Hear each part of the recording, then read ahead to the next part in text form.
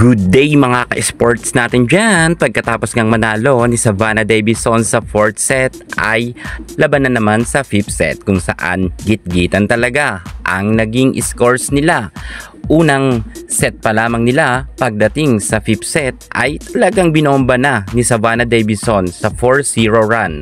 Pero alam nyo mga ka-sports, hindi nagpatinag si Cici Rondina at dito nga ay napa-time out agad si Coach Raldrica Fort. Paano ba naman kasi ay ang kanilang kalamangan kanina ay nahabol pa ito ng Titans at nabaliktad na nga ang sitwasyon kung saan ang Choco Mucho na ang nangunguna ng 4 na puntos at hinabol naman ito ng kupunan ng PLDT. Talagang si Savannah Davison ayaw bumitaw pero syempre mas nangibabaw pa rin ang kagalingan ng Choco Mucho tulad nga sa ating prediction kung saan ay talagang hindi pa lulusot ang PLDT sa Choco Mucho. Iba talaga ang Choco Mucho lalot ang mga players dito lahat halos ay pumupuntos, hindi lang isang players ang talagang nangangailangan ng scoring machine dahil lahat ng mga players sa Choco Mucho ay gumalaw, hindi katulad nga dito sa PLDT na talagang si Savannah ang inaasahan. Bagamat si Majoy Baron ay maganda rin ang inilaro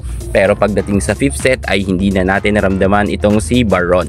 Pero masasabi ko na itong si KKD ay medyo hilaw pa talaga ngayon at hindi pa pwede ibabad sa loob ng court. Kitang kita natin na hindi nga siya nakakapuntos at mahina rin talaga ang kanyang blocking at kitang kita rin natin na talagang ma-error nga ang ating Kim Fajardo pa. Mukhang hindi pa okay.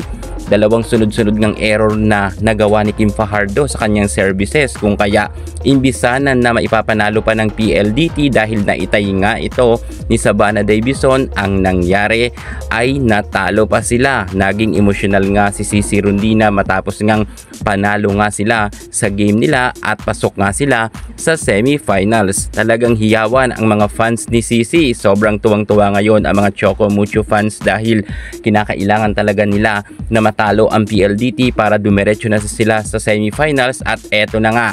Aabangan na natin ang Titans team sa grand finale. Kaya't magandang laban to at maraming manonood sa arena dahil maraming fans ang Choco Mucho. Congratulations sa PLDT. Good fight pa rin. Lumaban naman sila.